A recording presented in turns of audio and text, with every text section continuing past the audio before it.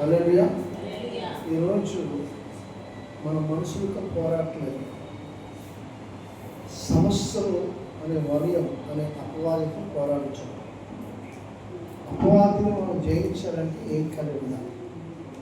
మనకు వస్తున్న ప్రతి శోధన మీద జయం పొందాలంటే మనము ఏం చేస్తే ఆ శోధన జయించిన ఆ శత్రువు మీద జయం పొందగలుగుతాం, విజయం ఎలా సాధించగలుగుతాం?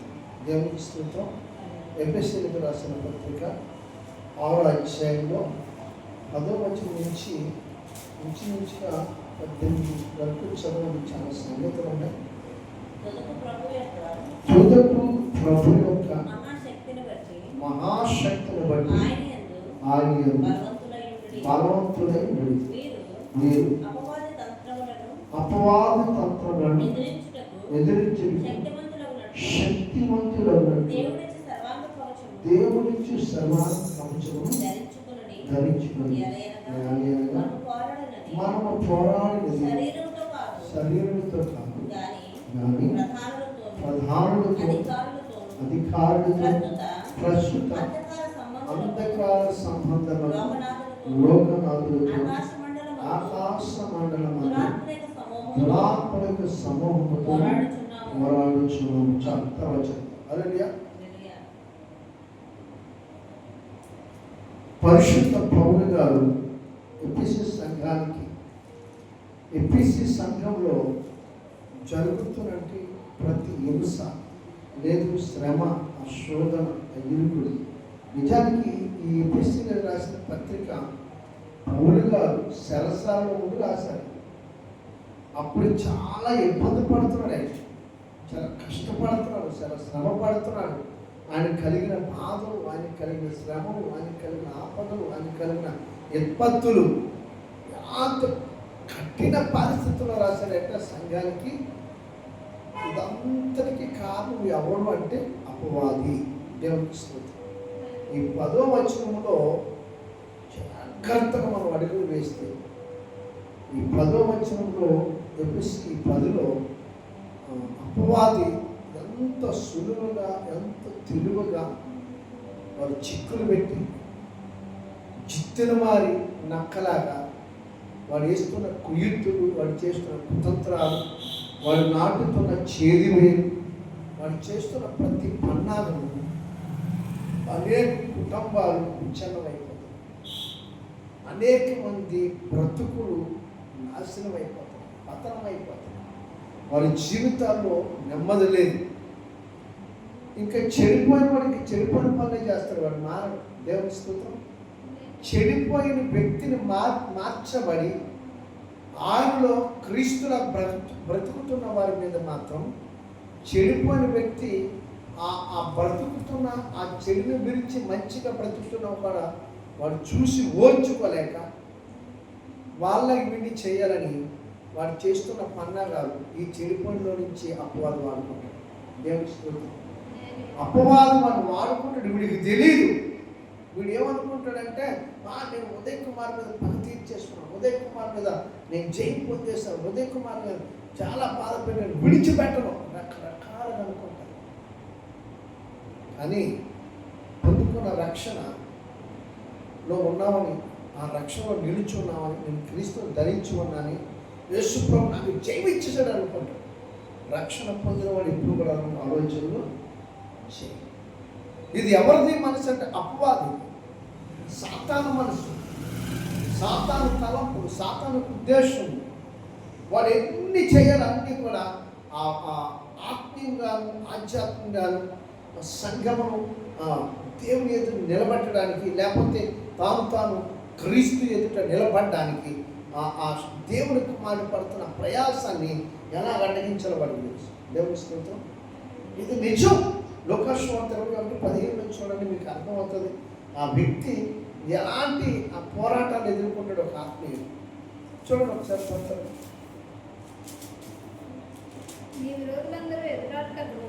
నీ విరోధులందరూ ఎదురాటకు కాదనుటకు వీలు కాని వాక్కును జ్ఞానము దేవుని వాళ్ళు చేస్తుంటారు.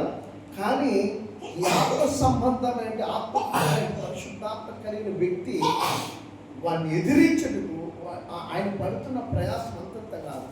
ఎలా ప్రయాసపడతాడు, ఎలా ఎదిరిస్తాడు, ఎలాగా వాళ్ళ మీద జయం పొందుతాడంటే కేవలం దేవుని వాక్యం ఆధారం చేసుకుని, తన విశ్వాసాన్ని ఆధారం చేసుకుని, తన కలిగిన నీతిని ఆధారం చేసుకుని, తన విశ్వాసంలో కానీ తన నీతిలో కానీ లేదు, తన కలిగిన ప్రతి పరిస్థితులు చూసినప్పుడు వాడు ఆయన చేసినటువంటి గొప్ప భారం ఏంటంటే ఫస్ట్ ఆఫ్ ఆల్ ఈ అపవాదుని జయించడం కంట తన నడుమునకు సత్యమును తట్టుకుంటాడు. దేవుని స్తోత్రం. 14 వచనంలో రాయబడింది, తన నడుమునకు సత్యం అంటే ఎవరంటే క్రీస్తు, అంటే దేవుని వాక్యాన్ని ఆయన ధరించుకుంటాడు, వాక్యముని ఆయన అనుమించుకుంటాడు, వాక్యముతో పాటు ఆయన పెనవేసుకుంటాడు.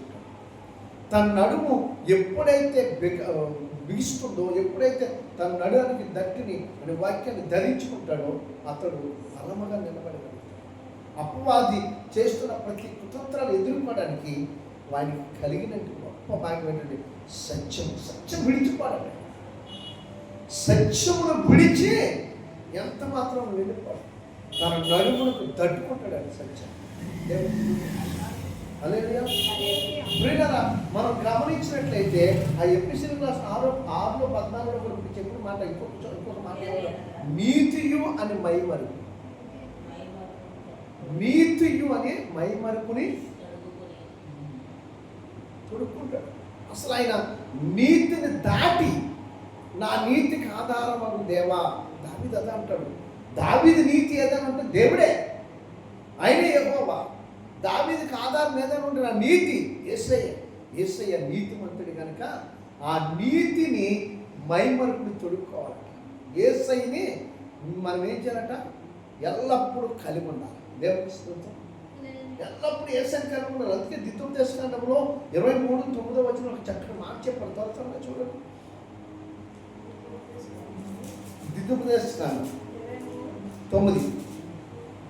నీ సేన శత్రువులతో యుద్ధమునకు బయలుదేరినప్పుడు ఏ దుష్కార్యమును చేయకుండా జాగ్రత్త పడవలను. హల్లెలూయా. ఒక శత్రువును జయించడానికి వెళ్ళినప్పుడు నువ్వేం చేయకూడదంట, చెదార్థం పనికిమాల పనులు చేయకూడదు. నీ మనసు ఆ శత్రువుని జయించి యుద్ధానికి వెళుతున్న యుద్ధ ఉపకరణాలు ధరించుకొని నువ్వు ప్రార్థనలో కూర్చున్నప్పుడు, ప్రార్థనకు వెళుతున్నప్పుడు, దేవుని సన్నిధిలో ఆ శత్రువును జయించాలనుకున్నప్పుడు నీ చుట్టూ ఉన్న వాటి మీద నువ్వు మనసు పెట్టకూడదు. ఆ శత్రువుని ఎలా జయించాలి, ఎక్కడ జయించాలి, నువ్వు కంకాలు ఈటులు లేకపోతే బల్లాలు పట్టుకునేది నువ్వు జయించవు, ప్రార్థన ద్వారా నువ్వు జయిస్తావు. అక్కడికి వెళ్ళి కూర్చోవాలంతే. ఆ ప్రార్థనకి వెళ్ళినప్పుడు నీ హృదయంలో నీ తలపులు ఏ ఆలోచన వండుకోవడం, ఏ ఉద్దేశాలు వండుకోవడం. ప్రార్థన చేసేటప్పుడు నీలో ఏ దేవునికి ఏ అపరాధము, ఏ కళంకం కనపడకూడదు, ఏ అపవిత్రత కనపడకూడదు, ఏ కపటము కనపడకూడదు. దేవునికి ఆయన శాంతులు తిన్నప్పుడు అలాంటి దుష్కార్యాలకి ఏంటికి మనం చూద్దాం. ఆ రోజుల్లో మన యుద్ధానికి వెళ్ళారు యెహోషువలు. ఈ రోజుల్లో నువ్వు చేయవలసిన పని ఏంటంటే దేవుని సన్నిధిలో, దేవుని దగ్గర నీ పోరాటం సాగాలి. ప్రార్థన పోరాటం. ఇక్కడ నువ్వు ప్రార్థన పోరాటం చేస్తే దేవుడు అక్కడ శత్రువుతో యుద్ధం చేస్తాడు. హల్లెలూయా. వాడి మీద నీకు జయమిస్తాడు. మరలా వాడిని వైపు చూడనే.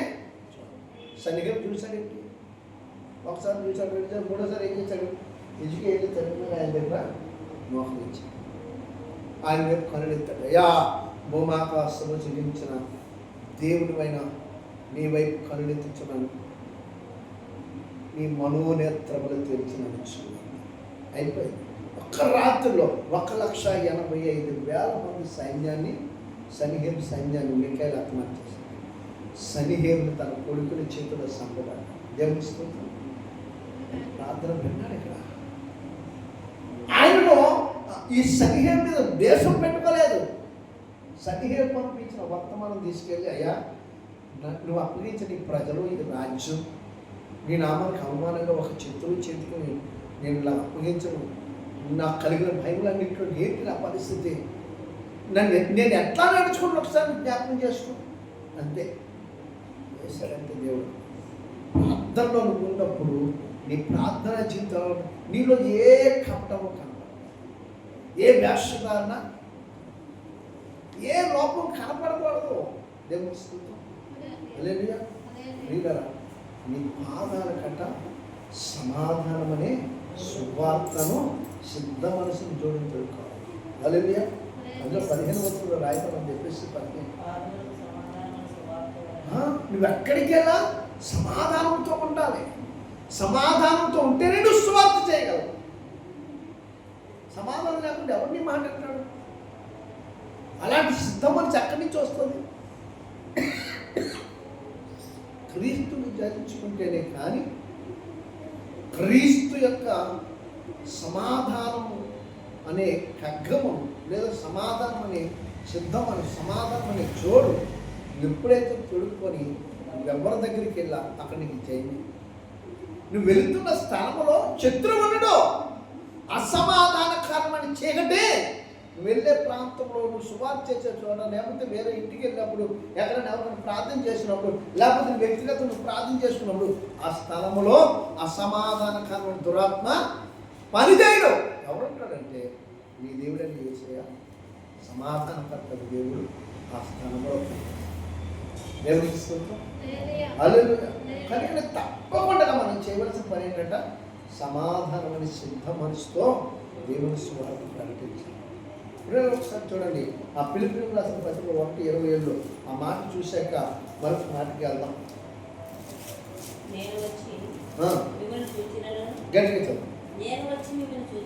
నేను వచ్చి మిమ్మల్ని చూచిదను, రాకపోయినను మీరు ఏ విషయంలో ఎదిరించి వారికి బెదరక అందరూ ఒకే భావంతో సువార్త విశ్వాస పక్షమున పోరాడుచు ఏక మనసు గలవారై నిలిచి ఉన్నారని నేను మిమ్మల్ని గూర్చి వినులాగున మీరు క్రీస్తు సువార్తను ప్రవర్తించుడి. అట్లు మీరు బెదరకుండగా వారి నాశనమును మీకు రక్షణ కలుగునట్లు సూచన ఉన్నది. ఇది దేవుని వల్ల కలిగినదే. హల్లెలూయా. ఎవరికి భయపడక్కర్లేదు. ఎప్పుడు ఉంటుందో తెలుసా? నేను సులోచన గారింటికి సువార్తకు వెళ్ళాలి. ఆవిడ దేవుడు ఎవరో తెలియదు కాబట్టి ఆవిడ దగ్గరికి వెళ్ళాలి. కానీ ఆ ఇంటికి రక్షణ కావాలి. వారికి రక్షకుడైన క్రీస్తుని పరిచయం చేయాలి. నేను ఎలాగెళ్తే బాగుంటుంది? నేను పాస్టర్ గారిని కదా, మన సహోదరు అక్కడ ఉంది కదా, మన ఇంటికి వెళ్దామా అని సంఘాలు తీసుకుని వెళ్ళిపోతే కుదరదు. దేవుని స్తోత్రం. ఆమె దగ్గరికి వెళ్ళటానికి కనీసం 3 దినాలు ప్రార్థన చేయాలి. ఉపవాసం ఉండైనా, లేకపోతే కనీసం 1 నెల 2 నెలలు 3 నెలలు బట్టి ఆ కుటుంబం కనిపెట్టి మనం ప్రార్థన చేయాలి.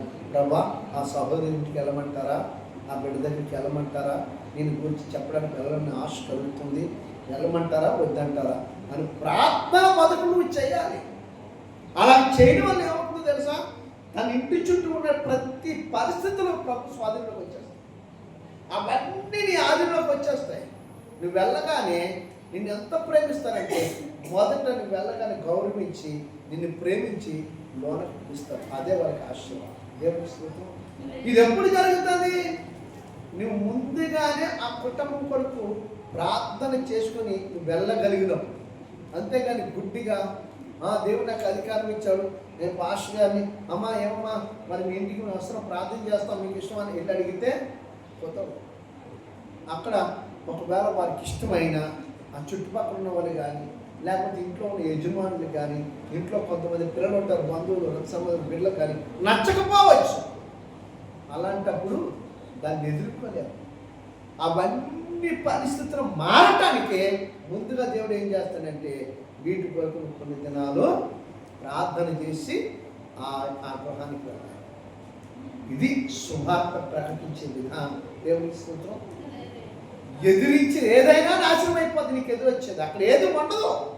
ఆ ప్రాంతంలో నీ గురువారం అంతా కూడా నాశనం అయిపోతుంది. పరిశుద్ధమైన సమాధానం వచ్చేది. అక్కడ పరిశుద్ధాత్మ దేవుడు ఆ ప్రాంతంలో పనిచేస్తాడు. వారి కుటుంబంలో, ఇంట్లో అక్కడ ఉన్నవారు దేవుడు ఇచ్చిన గొప్ప కృప. హల్లెలూయా. చూడండి, మన జీవితంలో విశ్వాసం అనేది చాలా ప్రాముఖ్యమైనది.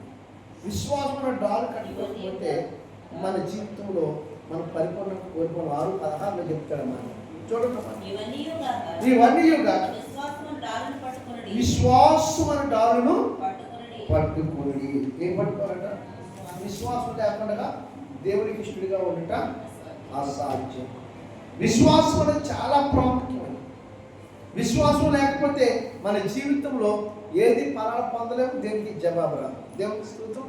విశ్వాసము నేనేం చేస్తుందంటే ఎదుటి వారికి ఎక్కడ ఏమాత్రము అనుకు కలగనివ్వకుండా నేనేం చేస్తుందంటే నీ విశ్వాసాన్ని బట్టి ఎదుటి వారిని దేవుడు ఏం చేస్తారంటే నీ పక్షంగా ఉండి నీ ఎదురుగా ఉన్న విరోధులందరినీ నీ పక్షం వారిగా చేస్తాడు. దేవునికి స్తోత్రం. నీ విశ్వాసం ఎంత గొప్పదంటే దేవుడట నీ విరోధులందరినీ నీ పక్షంగా చేస్తాడు. అది నీ విశ్వాసం. విశ్వాసం అనే డాలుని ఖచ్చితంగా మనం ధరించి ఉన్నాం.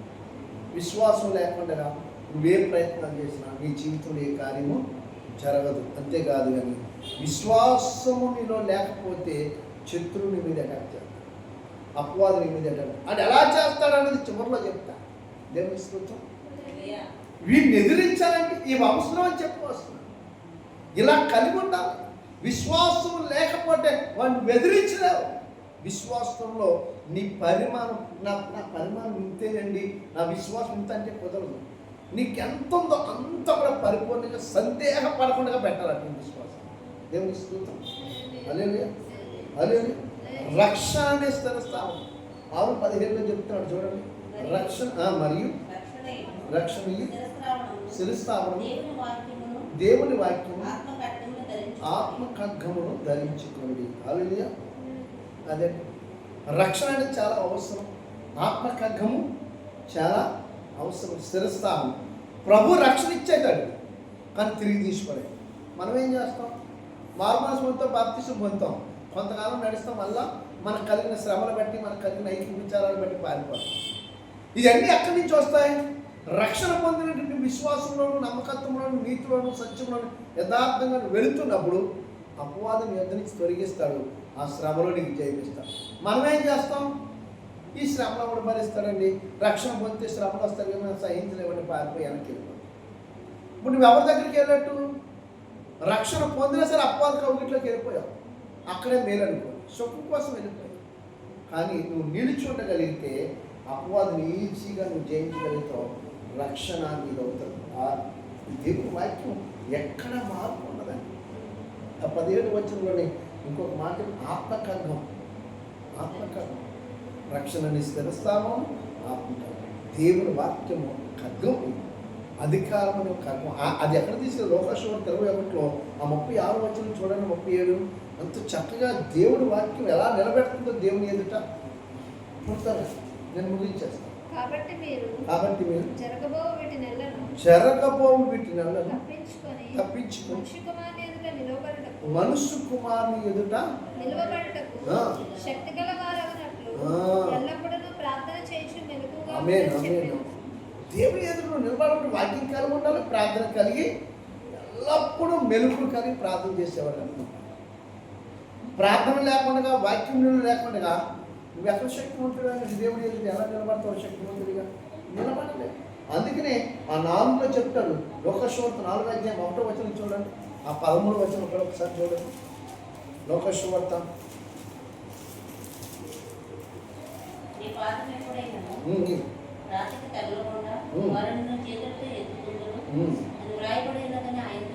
ఆమె 13 వచనం కూడా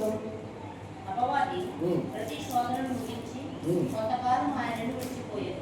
అప్పుడు యేసు ఆత్మబలంతో గలిలయకు తిరిగి వెళ్ళాడు. హల్లెలూయా. వెళ్ళిపోతాడు ఆ రోడ్లో. మీకు అర్థమైందండి? అది అక్కడ మన మీద ఏర్పరిచేయడానికి లేదు.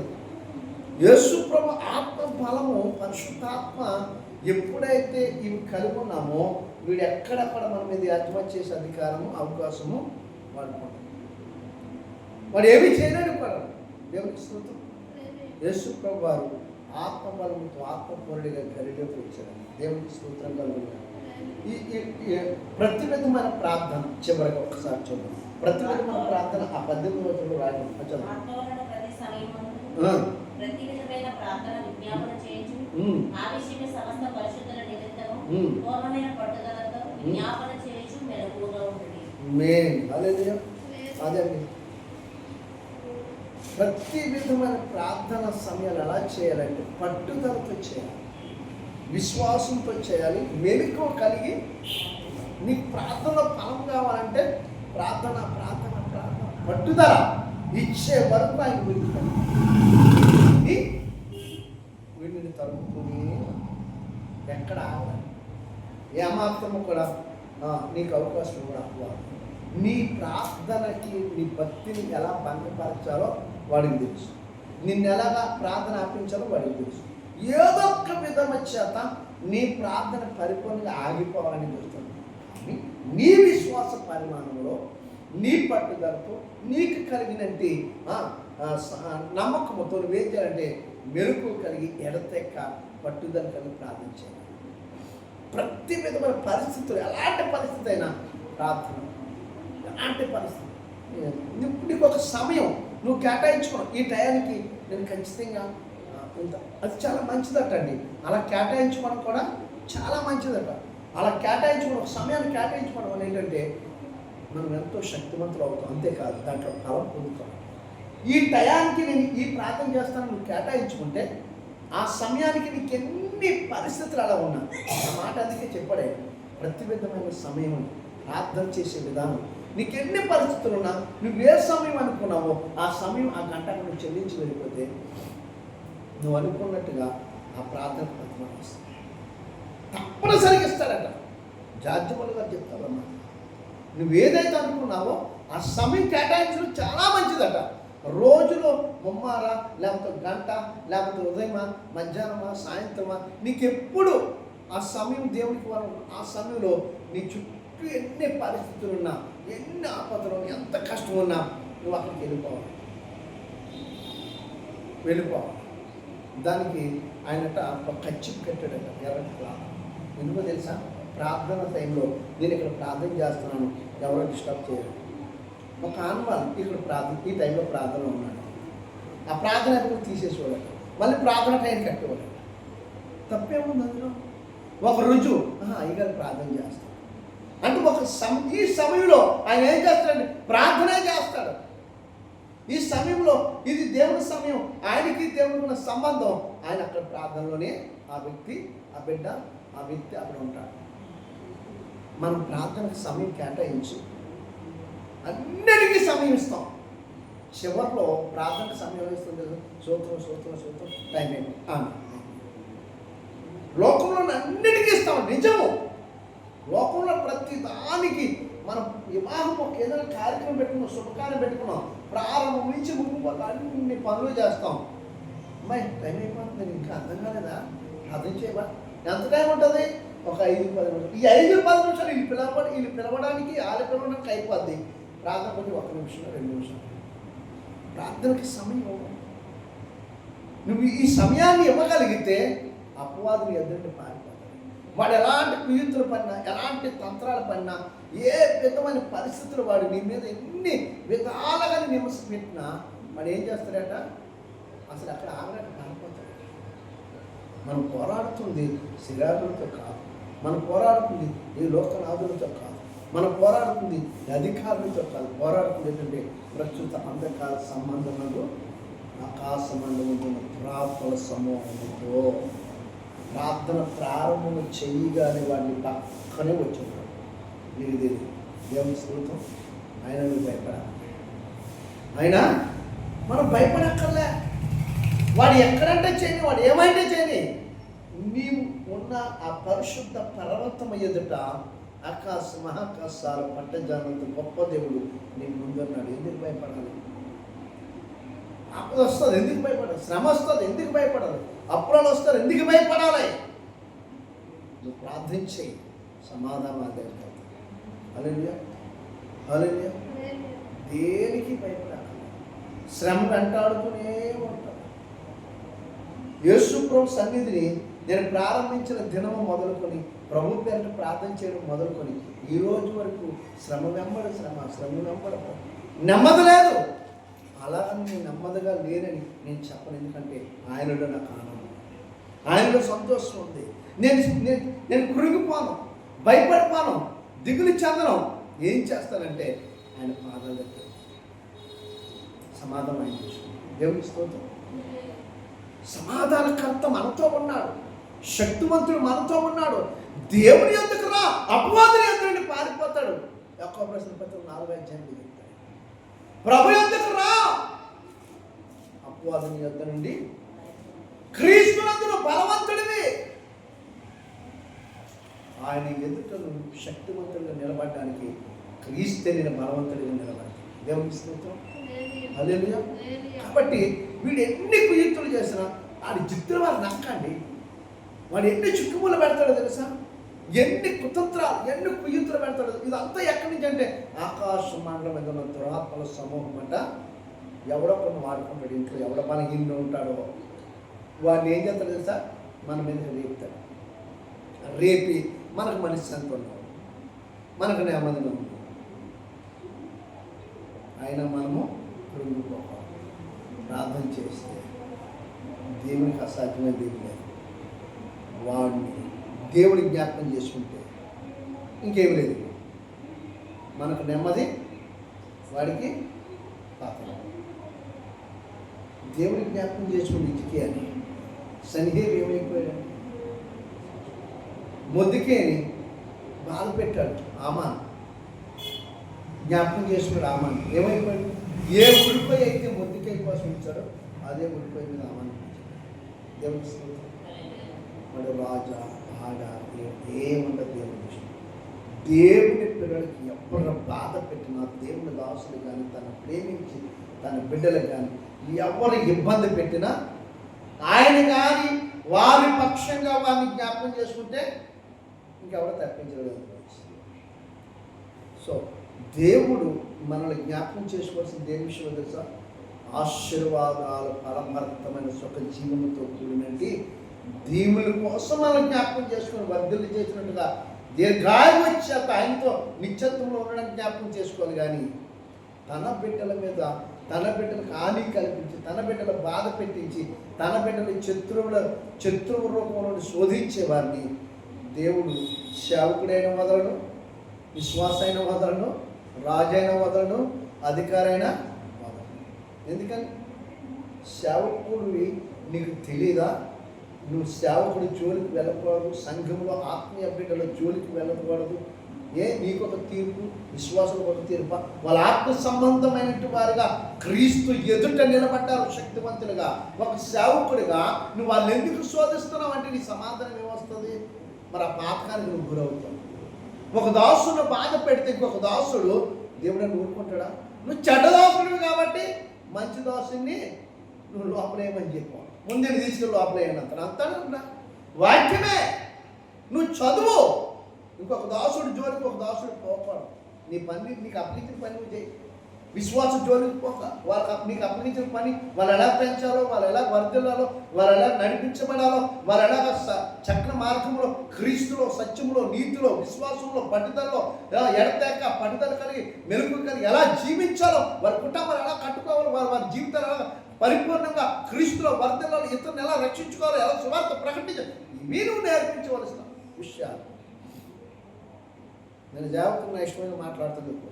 నేను ఆత్మీయ బిడ్డని, నేను నాకు నచ్చినట్టుగా మాట్లాడేస్తానంటే దేవుడు చూస్తున్నాడు. బిడ్డ గుర్తుపెట్టుకో, దేవుడు తన దాసుల అభిషేకం పొందిన దాసుల పక్షంగా దేవుడు ఎప్పుడు నిలుస్తాడు.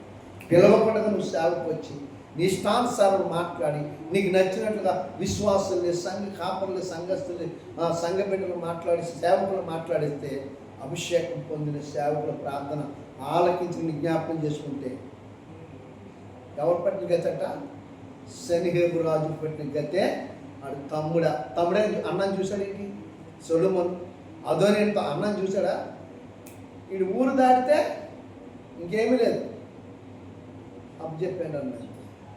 దేవుని స్తోత్రం. ఎందుకంటే అదోనికి కళ్ళు మూసుకుపోయాడు. అదోనికి దావీదు భారీగా ఆ చిన్నదాన్ని తీసుకొచ్చి వెంట కలగడానికి తీసుకొస్తే ఆమెనే పెళ్లి చేసుకుంటానన్నాడు. తల్లిని పంపించాడు వర్తమానానికి. సొలొమోను తన బెత్షెబాని ముందు ఈడు ఎక్కడ ఉన్నాడు పట్టుకున్నాడు అంతే సులువు.